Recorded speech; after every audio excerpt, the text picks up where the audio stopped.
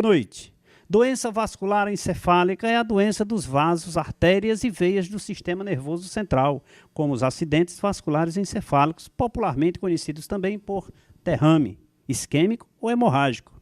As malformações vasculares arteriovenosas, os aneurismas, as fístulas arteriais e as doenças trombóticas dos seios venosos. Cirurgia vascular é a especialidade médica que se ocupa do tratamento cirúrgico de doenças e artérias, das artérias e veias e vasos linfáticos. Atua junto à angiologia, especialidade responsável pelo estudo clínico dessa doença.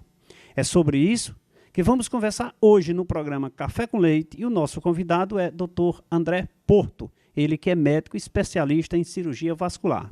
Está no ar o programa Café com Leite.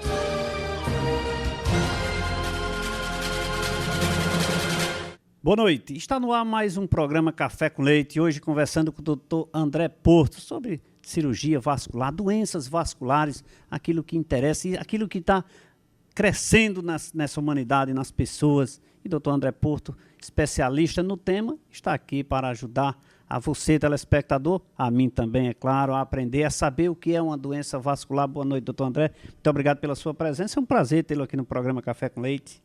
Boa noite, Leite. A gente agradece o convite, né? Vamos tentar ajudar no que pudermos. É isso aí, doutor André, especialista em cirurgia vascular, conhecido aqui no Juazeiro do Norte e na região do Cariri, veio trazer essas informações para a gente. E eu queria começar esse nosso bate-papo, doutor, querendo saber do senhor o que é angiologia. É um tema assim, uma palavra que de certa forma repercute no meio da sociedade, mas as pessoas não sabem o que é. Eu queria que o senhor esclarecesse para a gente o que é angiologia. Muito bem, angiologia é, ao pé da letra, angiovasologia, logos, estudo dos vasos.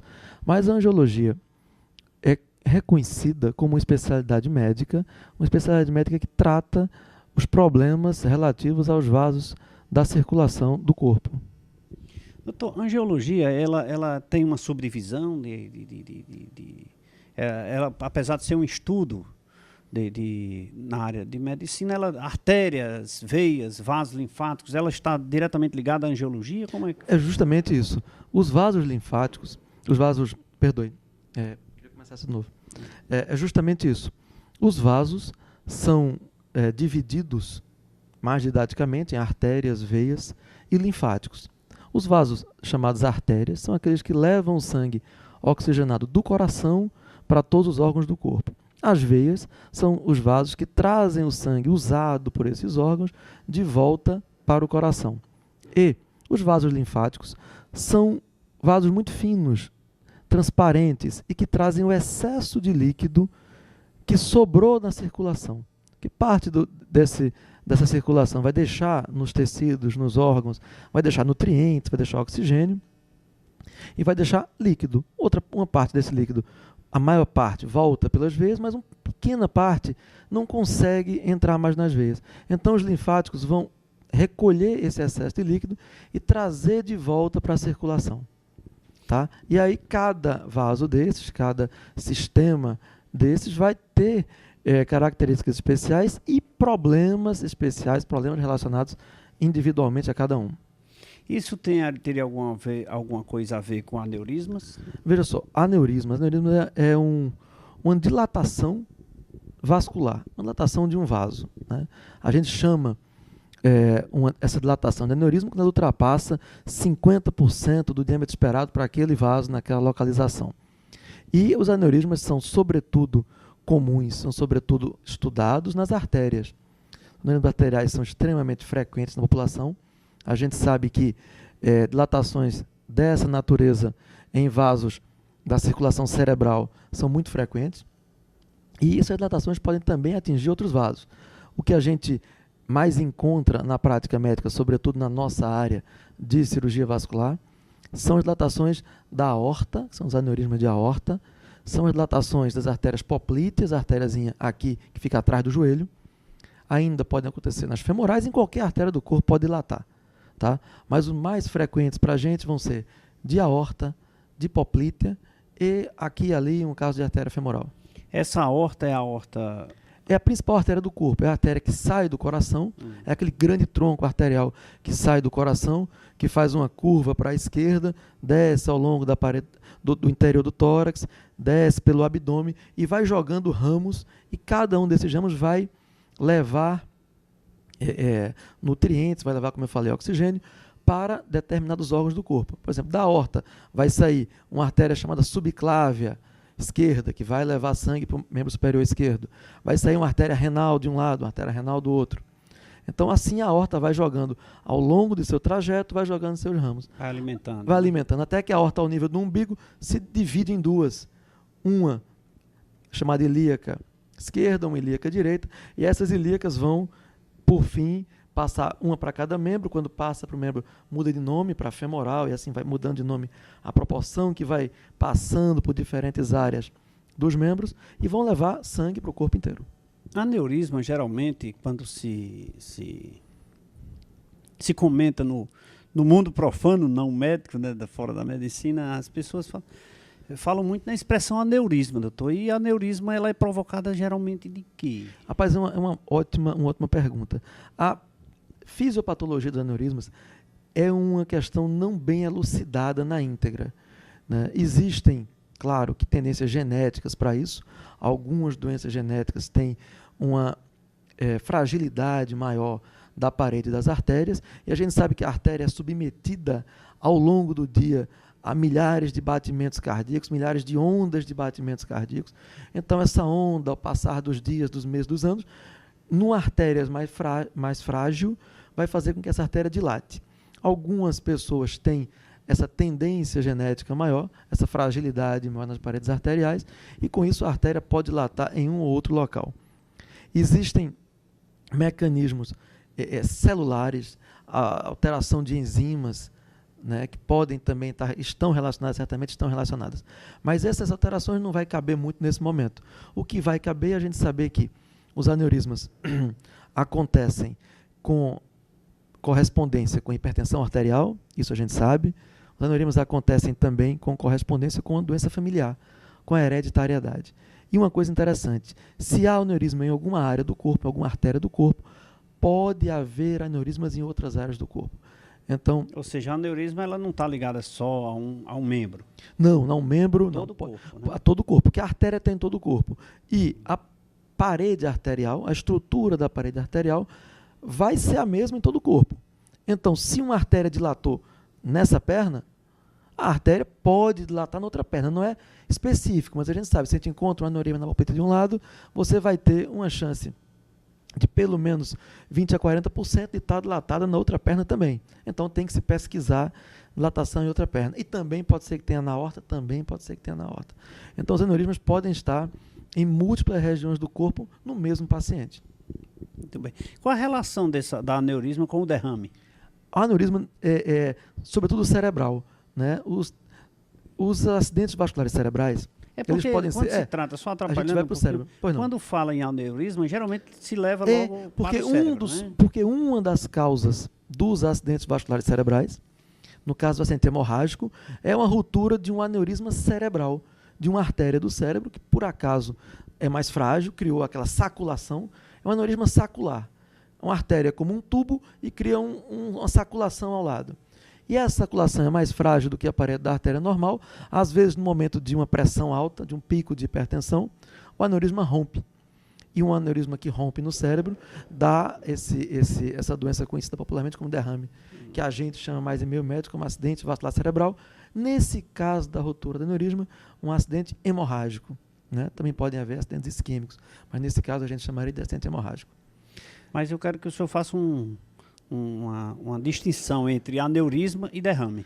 Tá, isso aí eu vou tentar fazer, são coisas bem independentes. São independentes, né? São, porque assim, o derrame, que a gente chama popularmente de derrame, é o quê? É uma doença cerebral que o paciente depois pode vir a óbito, mas depois, se ficar vivo, pode evoluir com complicações. Normalmente ele fica com um membro ou um lado inteiro do corpo deficiente, isso aí é relativamente comum. Isso pode acontecer por dois motivos. Ou houve um sangramento no cérebro, e esse sangramento no cérebro comprime uma certa área do cérebro, essa artéria que rompeu deixa de nutrir uma área do cérebro, e ainda há uma compressão, um hematoma que se infiltra no parênquima cerebral, quer dizer, no órgão do cérebro, vai entrando e danifica uma área do cérebro. Então, como resultado disso, você vai ter uma pessoa que perdeu a fala, que perdeu a visão de um olho dos dois. Né? Esse é o aneurisma hemorrágico. Uma ruptura do aneurisma, um acidente vascular cerebral sempre fica uma sequela, né? Não. A gente tem acidentes transitórios que podem não ficar sequelas. Tá? Pode ter um acidente vascular cerebral e no outro dia o paciente, opa, estou melhor, estou voltando, e volta e não fica nenhuma sequela. Pode ter isso, né? Que é menos... Deve ser detectado com rapidez, né? Isso, tratado com rapidez a causa, né? Isso, detectado e tratado, as duas coisas. Tratado, né? Perfeito. Fala em tratado, faltou a gente lembrar um pouquinho sobre tratamento do aneurisma. Porque os aneurismas são tratados em alguns casos. Quando é que a gente trata o aneurisma? Quando ele tem um risco de romper, ou ele tem um risco de jogar coágulo para baixo. Porque uma saculação dessa na artéria, às vezes junta um coágulo, e esse coágulo pode ser jogado para frente, pela própria circulação.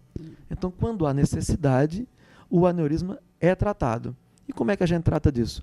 A gente trata cobrindo essa artéria internamente com uma prótese, que pode ser colocada por cateterismo, quer dizer, foi aquela picadinha aqui na artéria femoral, na virilha, coloca um catéter, que é uma sonda longa e fina, e joga uma prótese por dentro para cobrir. Ou pode-se retirar o aneurisma por cirurgia aberta, onde a gente corta a pele, encontra a artéria, acha o aneurisma, abre o aneurisma e no lugar dele se coloca uma prótese. Então, o aneurisma tem tratamento cirúrgico aberto ou cirúrgico endovascular.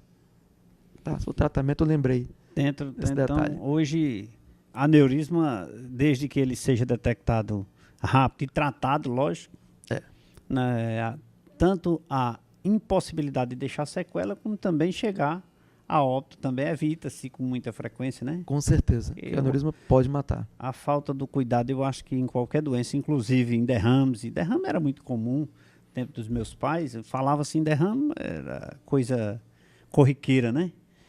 E hoje, com a evolução da medicina, já tem assim uma... Dentro do derrame, doutor, existem aqueles isquêmicos e hemorrágicos, né? O hemorrágico a gente falou ainda há pouco. Agora, o isquêmico é quando que acontece o isquêmico? Quando um coágulo ou algum fragmento que esteja no sangue sobe até o cérebro e entope uma artéria. Né? Mesmo esquema de um cano. O que é que provoca esse entupimento? Seria o cidadão ingerir muita gordura? Não, justamente isso. É uma boa. Pode ter entupimento de várias causas. A gente sabe que a causa mais frequente dessa embolia, desse fragmento que sai de algum lugar, vai ser uma doença de artéria carótida, que são as duas artérias que passam aqui pelo pescoço e que vão irrigar o cérebro. E a gente sabe que o colesterol elevado, a hipertensão, né, aquela pessoa que não se cuida tanto, o tabagismo, fumar, o ato de fumar, né, ele leva a uma maior frequência de criar dentro da artéria, dentro dessa artéria carótida, criar uma placa de gordura. E essa placa de gordura pode se soltar e daí um fragmento dessa placa que vai subir e vai ocluir uma artéria cerebral. Agora porque antigamente as perguntas elas são voltadas assim mais para o mundo profano, doutor, porque na verdade por não ser da área dificulta até as indagações. Mas eu lhe pergunto, eu recordo num tempo bem próximo, passado aí, que quando se falava em entupimentos de veias, em derrames, em aneurismas, né, que era AVC antes, não era? AVC, que agora é aneurisma. Continua. Não, o AVC é o acidente vascular cerebral. É o que eu te falei, que pode ser isquêmico ou hemorrágico. É uma alteração na circulação do cérebro que pode acontecer por uma ruptura de um vaso ou por um coágulo que subiu, por uma pequena placa de gordura que subiu e entupiu. Então, os AVCs são relativos ao cérebro, acidente vascular cerebral. E os dois tipos, isquêmico e hemorrágico. Entupimento ou ruptura. Agora vamos para o infarte. Infarte. Infarte, né? O infarte, geralmente quando se fala infarte, se fala no coração. Exatamente. Né? Se leva logo para o coração. Eu, particularmente, se fulano teve um problema, teve um infarto, eu já acho que ele morreu do coração. É verdade. Mas é verdade. isso é só de fato, só no coração, ou pode ser em qualquer Porque, parte? na verdade, o infarto é um termo, é uma palavra que é empregada para a isquemia, quer dizer, para a falta de sangue no coração. Mas essa falta de sangue pode acontecer no cérebro, como eu falei. O infarto é sempre Uma falta de sangue. Falta de sangue. Falta de circulação numa determinada área. Mas o termo infarto, ele é restrito ao coração. Mas essa falta de sangue pode atingir qualquer área do corpo. Pode atingir o coração, que a gente chama de infarto. Pode atingir o cérebro, que a gente vai chamar aí de acidente vascular cerebral isquêmico ou isquemia cerebral. Pode atingir uma perna, como isquemia de membro inferior. Pode atingir um braço, isquemia de membro superior. Pode atingir um rim. Né? Pode atingir qualquer lugar. Quer dizer, qualquer lugar onde a circulação arterial passa pode ser ocluído. Né?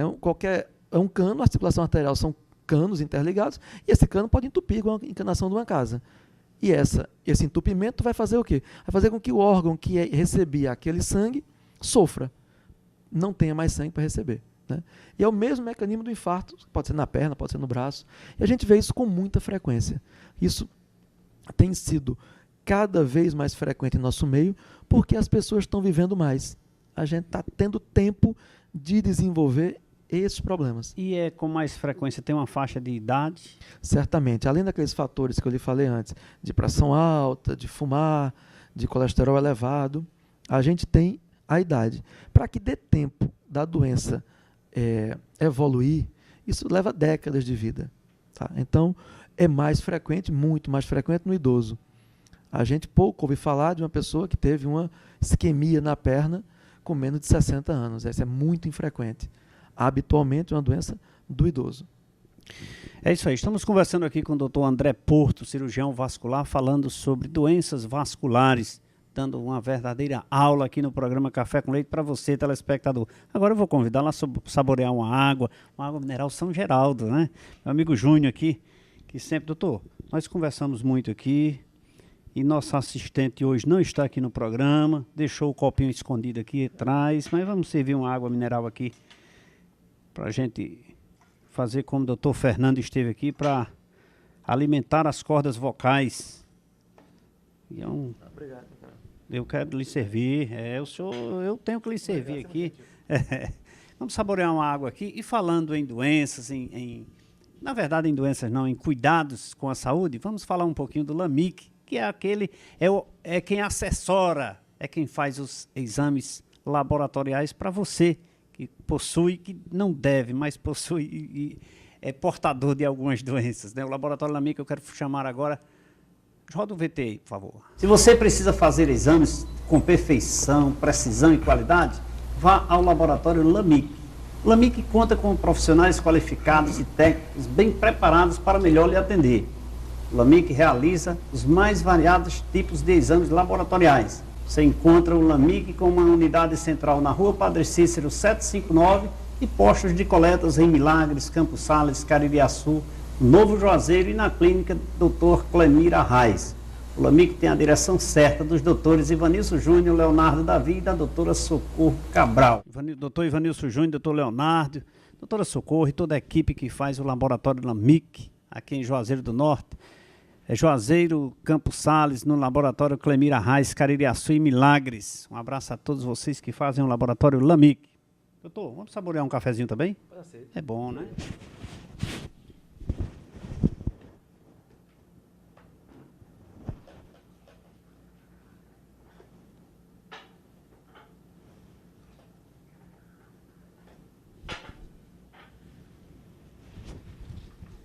Saborear um cafezinho aqui.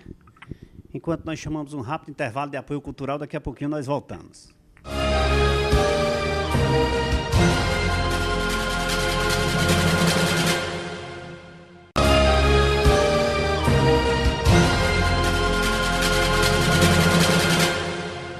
Estamos de volta nesse segundo bloco do programa Café com Leite. Hoje nosso convidado é o Dr. André Porto, cirurgião vascular, tirando as suas dúvidas, falando sobre as doenças vasculares, isquemia, derrame, infarto, enfim, uma série de doenças que atingem as pessoas nos dias de hoje, né? Doutor André, vamos falar um pouquinho sobre isquemia das pernas. O que é isso? Fazer uma boa colocação.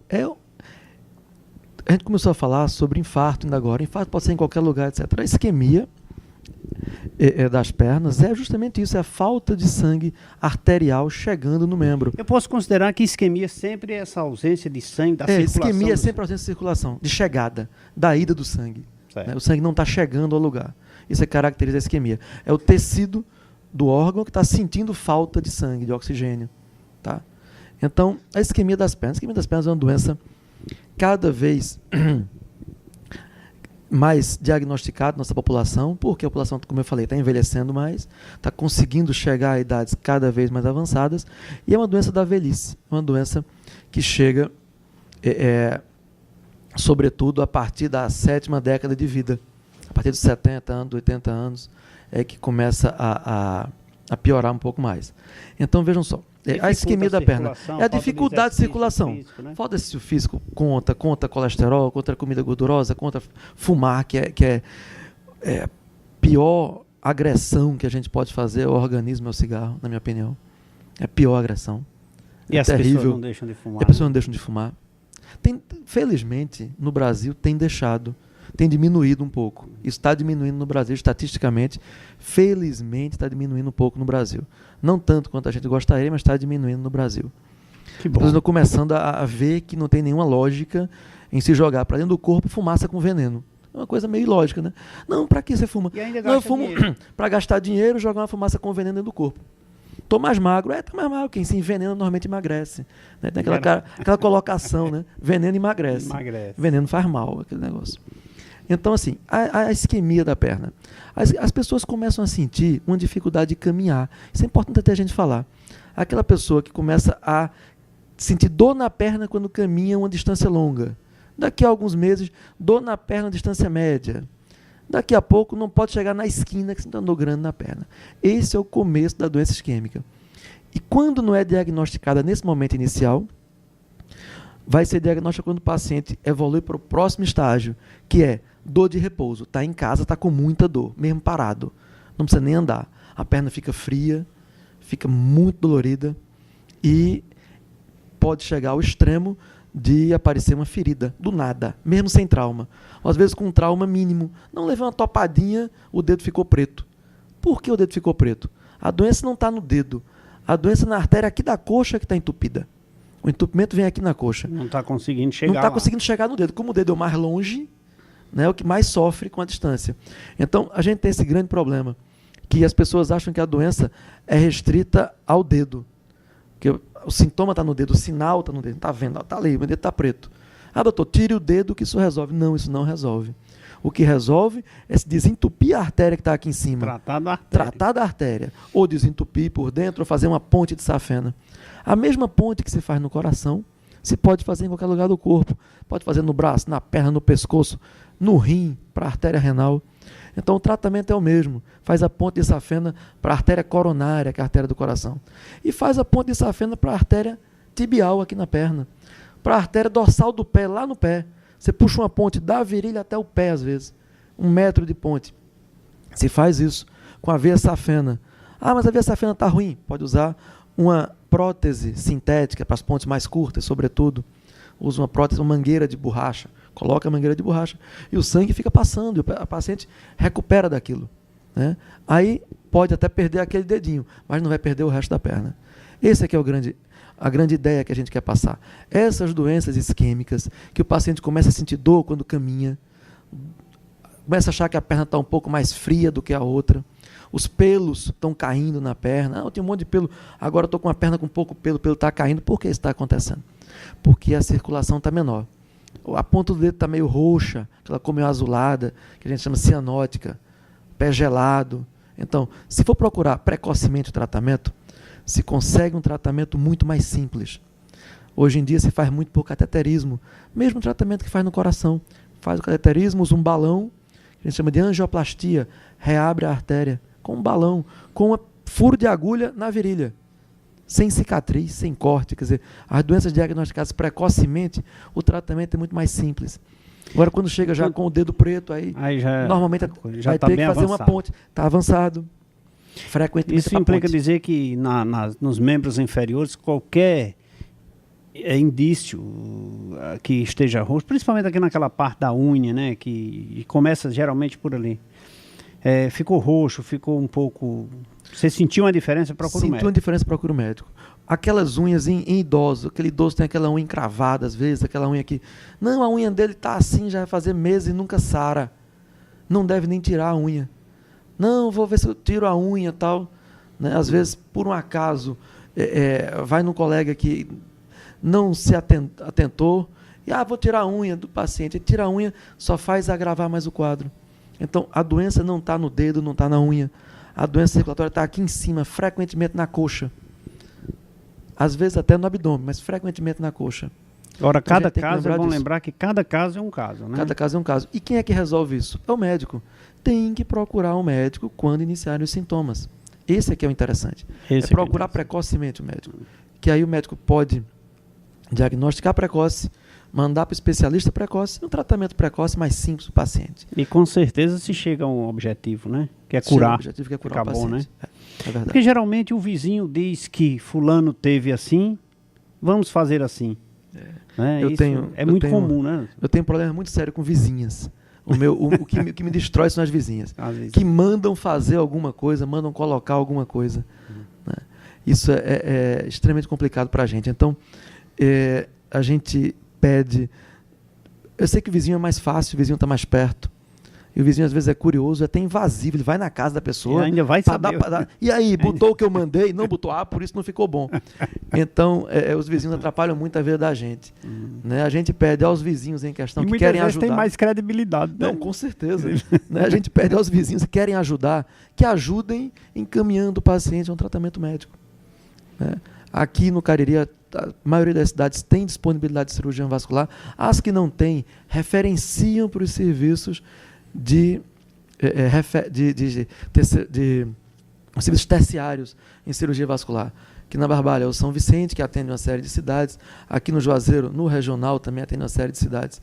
E esses serviços estão podendo realizar a maioria dos tratamentos vasculares, quer sejam eles com cirurgia aberta, com cirurgia fechada, com todos os diagnósticos, os exames necessários. Então, hoje não está tão complicado. A gente sabe que vaga pelo Sistema Único de Saúde não é tão simples assim. Os hospitais trabalham normalmente lotados, mas quando o paciente é bem indicado, quando o paciente chega ao serviço, ele não é para voltar. Ele é para ficar pelo menos de observação enquanto não surge uma vaga e depois ser internado no hospital. É porque, de fato, a saúde pública, de um modo geral, está muito caótica, ainda muito a desejar, e vai continuar porque a população é crescendo cada vez mais, o volume de doenças é cada vez maior, a falta de cuidado das pessoas também. Infelizmente, eu acho que isso ainda vai continuar por alguns anos aí. A política tem culpa? Tem, mas com certeza a sociedade também tem, porque eu acho que um dos fatores importantes para evitar esse desmando na saúde pública, evitar o desmando não, evitar você buscar o serviço público da saúde, seria a educação. Eu sou do princípio da educação, das pessoas educadas adoecem menos. Não, certamente, pessoas educadas adoecem menos, as pessoas com água limpa adoecem menos, a pessoa com esgoto adoece menos, né? Isso tudo ajuda. A higiene, né? A higiene adoece menos. Geral. Agora, para a gente que está no terciário, a gente que está pegando os pacientes no final da linha, na ponta da linha, a gente nota realmente um baixíssimo investimento em estrutura de saúde no Brasil. Isso pega muito forte para a gente, porque o que a gente precisa muito é de estrutura, de investimento em estrutura. O Brasil não faz hospitais de grande porte há muito tempo. Né? Agora teve uma ação aqui no Cariri, do Hospital Regional, uma coisa maravilhosa, um hospital extraordinário, mas é uma ação a nível nacional, uma ação isolada. A gente não tem grandes centros. E esse tipo de medicina que a gente está falando hoje aqui, de doença arterial, sobretudo, é tratamento de ponta, tratamento de grande serviço. Embora que seja diagnosticado no básico, diagnosticado lá no PSF, mas quando chega para a gente tem que ter uma estrutura, tem que ter leitos para isso. E o investimento em número de leitos é muito baixo. A gente tem sempre deficiência de leitos. Sempre existe uma fila de pacientes na central de regulação esperando por vaga pelo Sistema Único de Saúde. E isso é por quê? Porque não há leitos disponíveis. Porque não tem como os hospitais crescerem mais. A gente tem hospitais que estão no limite de sua capacidade e não tem como criar leitos do nada. Aí nós vamos lá para aquela questão administrativa de que a culpa é da administração do hospital, entretanto não se observa a quantidade, que ele já excedeu o seu limite. Ou seja, se ele excede o seu limite, ele já está fazendo além do que pode. Mas aí os críticos vão em cima desse excesso para criticar, para reclamar, para dizer que está errado. Então vamos buscar outros meios, que seria, eu creio que o serviço público, de um modo geral, a administração pública, para verificar isso aí, que isso é uma lamentação, isso é uma reclamação antiga já da população e dos profissionais da área de medicina, a exigência, porque me parece que existe uma deficiência muito grande, se não me falha a memória, é necessário 5 leitos por cidadão, ou um negócio assim. Eu não tenho bem essa estatística, doutor, você tem? Não tenho estatística para dizer quantos leitos para cada... Na verdade, o termo é leito por 100 mil habitantes. Quantos leitos por 100 mil habitantes seriam necessários na população? Eu não tenho esse dado. Posso até te trazer posteriormente. Em leitos por 100 mil habitantes. Eu não sei esse dado agora de cabeça. Mas eu sei que a gente perde muito paciente, a gente agrava muito paciente em fila de espera. O paciente, às vezes, espera 15 dias, 20 dias por uma vaga no hospital. Só que uma isquemia que começou no dedo, 20 dias depois, está no meio da perna, está na coxa. E esse paciente que teria podido ser tratado com a preservação do membro, quando vai chegar para a gente, às vezes é para amputação, ou às vezes até vai a óbito, chega ao hospital em estados tão graves que não se pode fazer mais nada. Vai ter que, primeiro, trazer o paciente para um nível metabólico mínimo para poder operar. A gente vê muito isso, né? A gente tem esses pacientes hoje internados que passaram no seu hospital da sua cidade 15 a 20 dias com isquemia crítica no membro, a isquemia crítica foi para irreversível, reversível para gangrena, a gangrena começou a subir e não havia vaga em nenhum dos hospitais. Esse paciente, quando chega para a gente, chega com gangrena de coxa, em sepse, a gente vaga de UTI, paciente incoagulável, o sangue não coagula mais, impossibilidade cirúrgica. E aí, vamos fazer o quê? Vamos ter que baixar esse paciente para um nível metabólico mínimo suficiente para operar isso na UTI, com um custo absurdo para o sistema único, para o hospital, porque o hospital, para conseguir tratar um paciente desse em UTI, com antibióticos de última geração, é inacreditável o custo disso, né? Para um paciente fazer oxigênio 24 horas, paciente entubado com respirador artificial. Isso por quê? Porque ele não teve vaga para vir para a gente quando começou o sintoma, quando começou o problema. A gente recebe pacientes em consultas ambulatoriais pelo SUS que estão esperando por meses na fila de espera. Então, quando chega para a gente, doutor, como eu não morri, eu devo estar bom. Eu ouço muita essa expressão. Porque eu estou esperando 4 meses por essa consulta, 3 meses por essa consulta. Então, a coisa não é até simples, pelos planos de saúde hoje é 60 dias para você fazer uma consulta. Está muito difícil. Está muito difícil. Muito difícil. Então, agora voltando ainda para essa questão das partes periféricas, essa questão quando atinge o dedo lá, né? Tá lá o dedinho lá, já com... Pretinho. Cheirinho ruim. Cheirinho desagradável e tal. Isso tem alguma coisa a ver com, geralmente, qualquer cidadão ou para quem é diabético? Agora você deu uma excelente colocação. A diabetes possui A diabetes não é muito difícil, vamos colocar logo assim, porque ela machuca muitas áreas do corpo, isso a gente sabe. A diabetes machuca os olhos, machuca os rins, e machuca os nervos, machuca a circulação periférica como um todo. Então, a diabetes machuca a imunidade do paciente, diminui a imunidade do paciente. Então, a diabetes, por ter essa característica de traumatizar, de lesar várias áreas diferentes do corpo, vários sistemas orgânicos diferentes, tem um tratamento muito mais delicado, tratamento que envolve mais profissionais e que envolve mais medicamentos, que envolvem um cuidado ainda maior. Então, o paciente diabético, isso a gente pode falar um bom tempo a respeito, tem na nossa área específica de cirurgia vascular uma complicação que é o chamado pé diabético ou pé do diabético. Já que você falou em diabetes, eu estou até me antecipando e falando um pouco sobre pé diabético ou pé do diabético, né? Tem alguns autores que dizem que não pode chamar só pé diabético, porque você esquece o paciente que está acima dele. Né? Acima do pé tem um paciente. Né? Então, se pode dizer pé do diabético, acho até mais elegante, o pé do diabético. Então, o pé do diabético, ele evolui com a complicação. A diabetes tem uma fisiopatologia, quer dizer, uma evolução de problemas que começa pela lesão nervosa. A diabetes mal controlada queima os nervos. Posso dar esse termo. Ela destrói os nervos. E essa destruição dos nervos é da extremidade e vai subindo progressivamente. Às vezes o paciente fica com a dormência em bota ou em luva, nos diabéticos com muito tempo de doença. A maioria dos pacientes diabéticos evolui para isso. Demanda tempo. Os pacientes mal controlados vão ter essa complicação da diabetes precocemente. Com 2, 3 anos de doença já estão com o pé do diabético instalado. Outros pacientes com 20 anos de diabetes, 30 anos de diabetes começam a ter sintomas. Esses controlaram muito bem a sua doença, com dieta rigorosa, com medicação rigorosa, com exames de rotina rigorosos. Então, esses pacientes que têm um rigor consigo mesmo, vão ter, ou quando tem problema do diabetes, é muito tardio. Então, esse pé diabetes é importante a gente dizer aqui no teu programa, que pega muita gente que está em casa e tem diabetes, que está começando a sentir um ou outro problema desses, e se tomar uma conduta cedo, não vai chegar a perder a perna, que é uma coisa que todo diabético sabe que acontece, que pode acontecer e tem muito medo. Então, a gente lembra que esse problema do diabetes, do pé do diabetes, começa com a neuropatia, começa com a dormência na ponta dos dedos.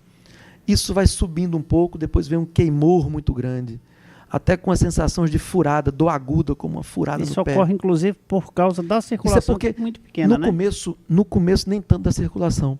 Eu diria até que no começo é mais por conta do nervo, a lesão da falta de insulina sobre o nervo. Essa falta de insulina provoca uma série de reações do nervo, que o nervo morre.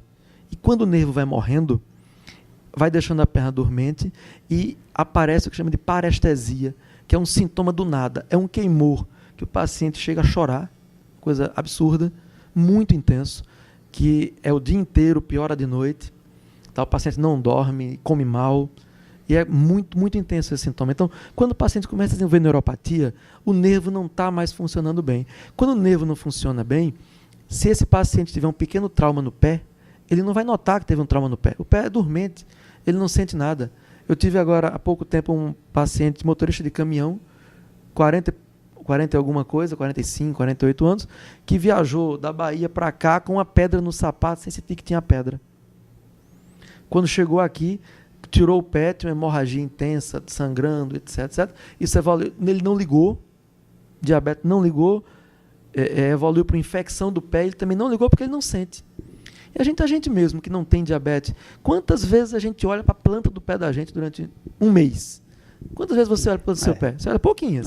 Não olha muitas, não. Pouquíssimas vezes. Pouquíssimas vezes. E o diabetes tem que olhar todo dia para a planta do seu pé. Olhar entre os dedos, se tem algum fungo, alguma micose, olhar as unhas com cuidado. Se ele não conseguir, porque tem uma idade avançada, tem outro problema, artrose, às vezes não consegue ver, um familiar deve ver. Porque esses sintomas, se a gente tratar precoce, se a gente diagnosticar precoce, se a gente conseguir encontrar, o diabético já está com uma furinha aqui no pé, está com um calo, é desse calo que vem uma rachadura, dessa rachadura que o micróbio entra, essa entrada do micróbio evolui para a gangrena, evolui para a perda do pé, perda do membro, perda do dedo. Então, o diabético tem que ter um cuidado maior com os seus pés até do que com suas mãos. Tem que lavar bem os pés, enxugar os pés. Até porque as mãos você vê de fácil acesso. Tá certo. Então tem que ter um cuidado absurdo com os pés. Tá? Cuidado grande com os pés.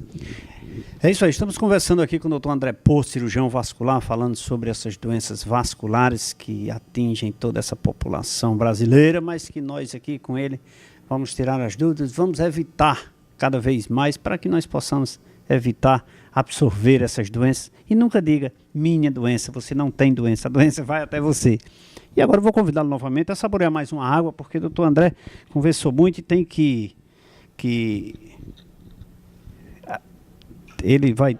tem que hidratar as cordas vocais aqui, para a gente conversar em mais um bloquinho aqui no programa Café com Leite. Lembrando que todas as terças-feiras aqui no Café com Leite, doutor, mais uma água, porque o senhor... Todas as terças-feiras aqui na TV Verde Vale. Agora, enquanto eu saboreio essa água mineral, São Geraldo, chama aí o VT da Leite Marcas e Patentes. Para nos protegermos e proteger nossos bens, a cada dia construímos muros mais altos cercas elétricas, circuito de TV e muito mais. E o que fazer com o patrimônio que as cercas e os muros não protegem? Sua marca é seu maior patrimônio e só está protegida quando você registra. Leite Marcas e Patentes. Soluções sem fronteiras. Bom, e agora saborear mais um cafezinho, né? Tô mais um cafezinho pra nós aqui, Cafezinho.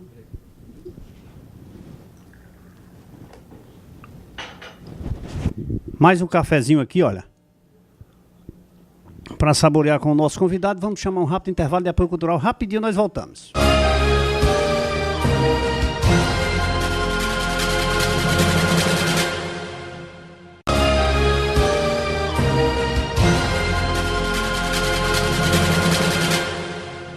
Estamos de volta nesse terceiro bloco do programa Café com Leite e eu quero começar, já que saboreei com o meu convidado uma água mineral São Geraldo, eu quero que chame aí o VT da água mineral São Geraldo. Júnior, um abraço para você assistindo o programa Café com Leite. Acabamos de degustar o que há de mais gostoso, saboroso, cristalino e também que é a mais preferida na região do Cariri. Eu estou falando da água mineral São Geraldo. Ela que leva a marca da Cajuína São Geraldo e é genuinamente juazeirense. Água mineral São Geraldo. Após saborear essa água maravilhosa, eu quero mandar um abraço para meu amigo Gleidson, lá da PVC. Um abraço para você assistindo mais Dona Fátima no programa Café com Leite. E doutora Érica também assistindo, o Anderson, também que sempre assiste o programa Café com Leite.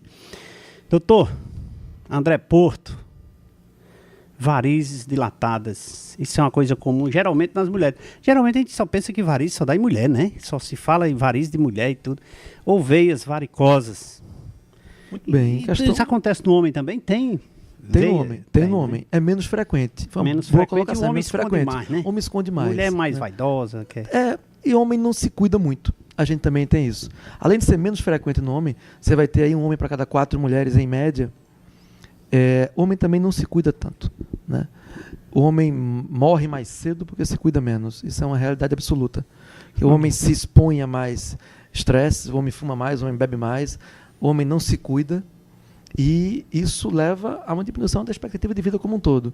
E a doença venosa, né, que a gente encontra muito na rua, varizes são extremamente comuns. A gente sabe que 80% da população feminina, pelo menos, vai ter algum grau de insuficiência venosa crônica, que é o nome bonito para varizes. É insuficiência venosa crônica. Tem um nome chique na história. E assim, é uma doença extremamente comum, em qualquer lugar do mundo.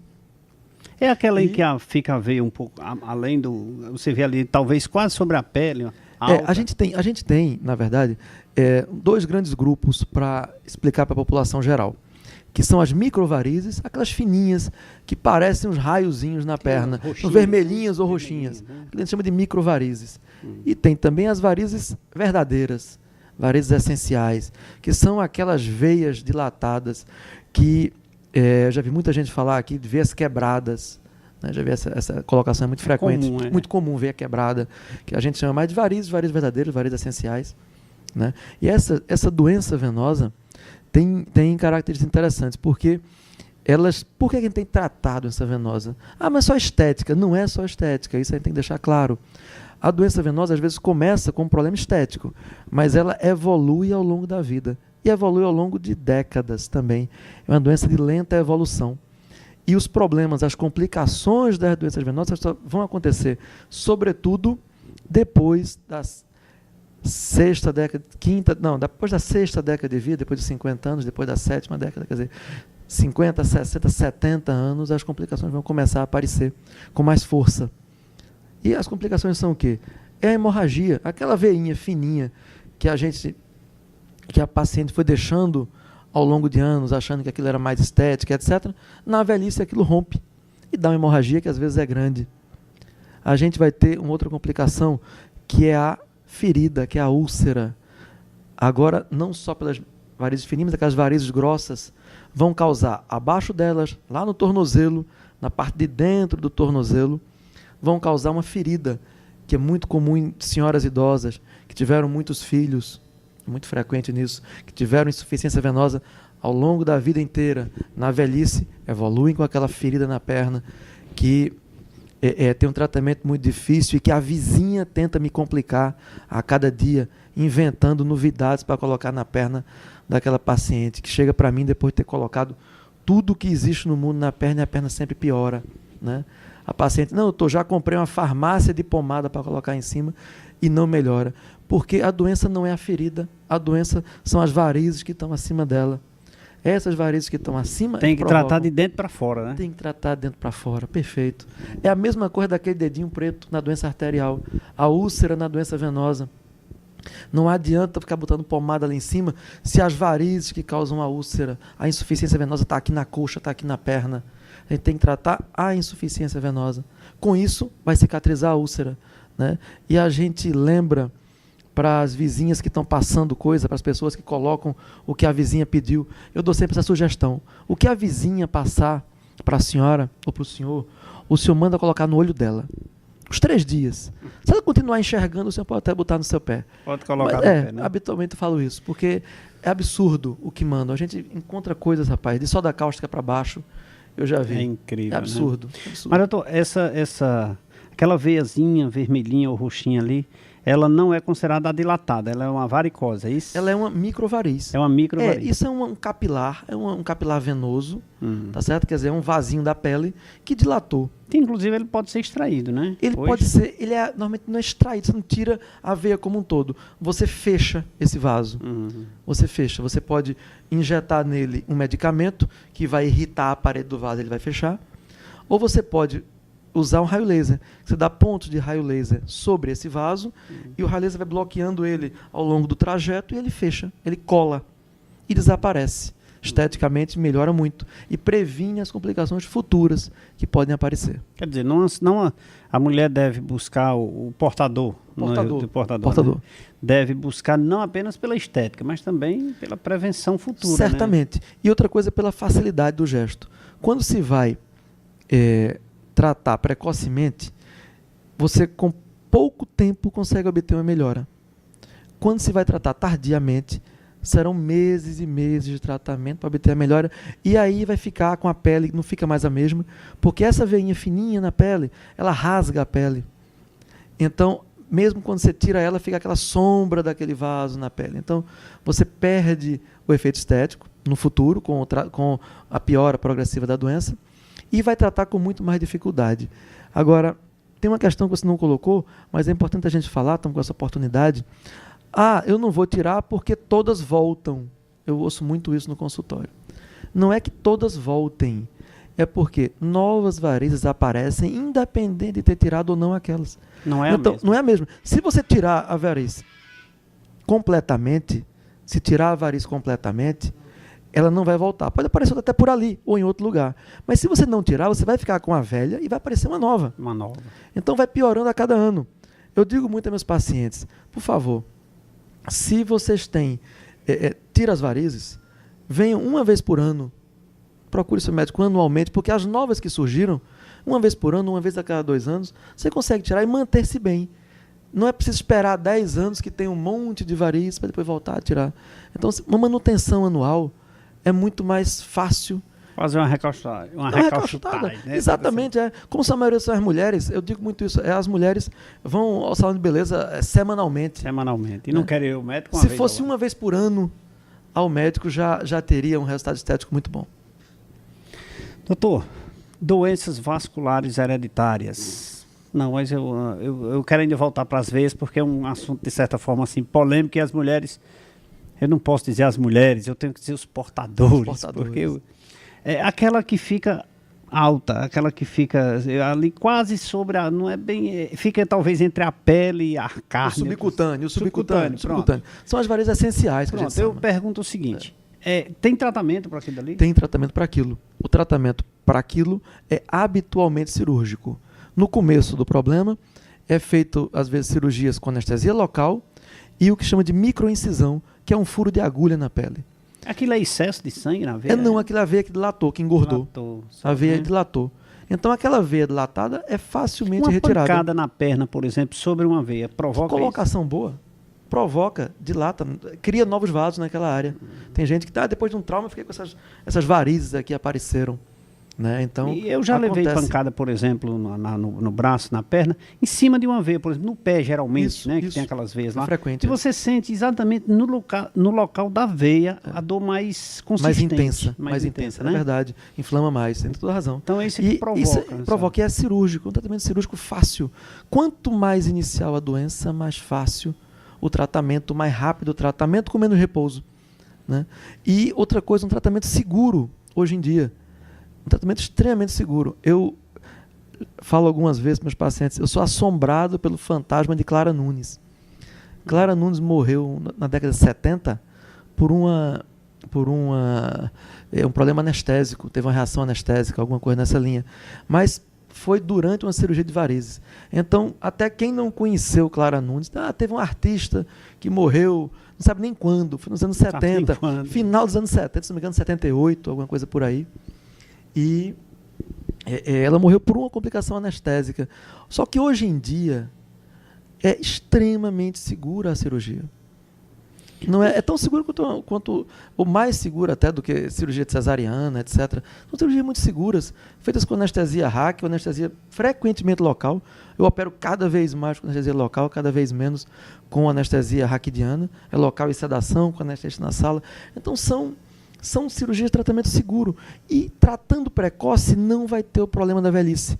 Com a insuficiência venosa crônica, que vai dar, como eu falei, a úlcera, a ferida, a hemorragia, trombose, que é uma coisa muito frequente nessas veias. As veias dilatam tanto que o sangue para de correr e coagula, vira um trombo, é uma trombose. Com essa dilatação dessas veias, eu acho que provoca até mais cansaço nas pessoas, desgaste. Né? Cansaço, dor, peso na perna, queimou, mal-estar, inchaço, a perna fica inchada.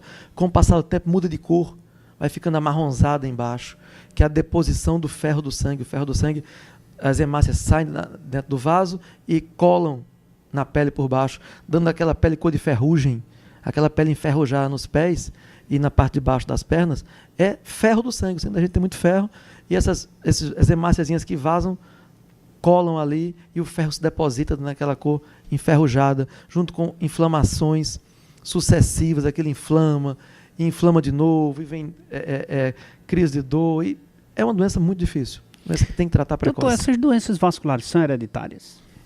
As varizes, por exemplo, são. A insuficiência venosa crônica é hereditária, é uma herança materna em 65% dos pacientes, herança paterna em 25%, e nos outros não está bem esclarecida, mas é frequentemente hereditária.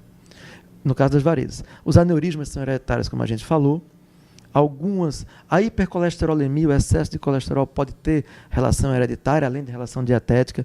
Então, as doenças vasculares têm um componente hereditário frequente. Claro que varia de doença para doença, mas tem componente hereditário frequente. Doutor, nós estamos chegando ao final do programa, mas eu não posso deixar de fazer a última pergunta ao senhor. Erisipela. Erisipela. Erisipela. Erisipela é um tipo específico de linfangite. A linfangite é a inflamação dos vasos linfáticos. Como eu falei no começo do programa, aqueles vasinhos finos que pegam excesso de líquido que sobra da circulação. E a erisipela acontece quando? Quando há um pequeno trauma, um micróbio, que é o Streptococcus, entra na pele. Esse micróbio, quando entra, ele é um micróbio altamente invasivo. Ele tem um poder de destruição muito grande.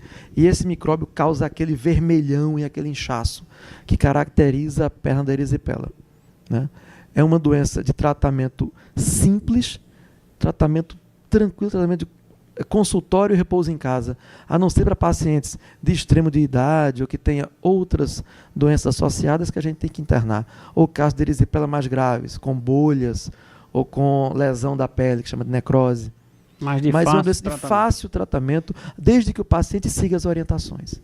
O problema da erisipela é que o paciente trata aquela crise e depois não se cuida, não anda calçado, continua expondo seus pés aos traumas. E mais uma crise acontece. Na segunda crise, você já tem linfáticos que foram perdidos na primeira crise por conta das lesões, então já tem um inchaçozinho, já fica aquele inchaço.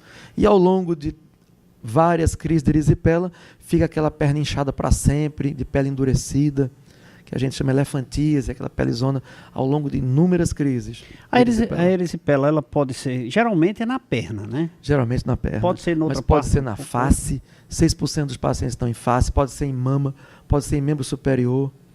E geralmente é comum a perna. É comum em perna, porque a perna da gente é a parte que a gente mais traumatiza, é a parte que a gente menos liga. E que tem menos que a gente circulação, menos liga. né? A gente tem uma circulação já deficitária nesses pacientes, já pode ter insuficiência venosa, que está acompanhando já pela idade, pode ter insuficiência arterial já nessa perna, que agrava ainda mais o problema. É isso aí. Chegamos ao final de mais um programa Café com Leite, hoje com essa brilhante aula sobre doenças vasculares, aqui com o Dr. André Porto, que veio dar essa sua contribuição a você, telespectador. Doutor, muito obrigado pela sua presença, um prazer tê-lo aqui. Espero tê-lo novamente em breve. Muito obrigado, Leite, pela participação. A gente está às suas ordens. Se precisar, estamos aqui. É isso aí. Na próxima terça estaremos de volta. Fiquem agora com o programa Multimídia. Um abraço a todos e até lá.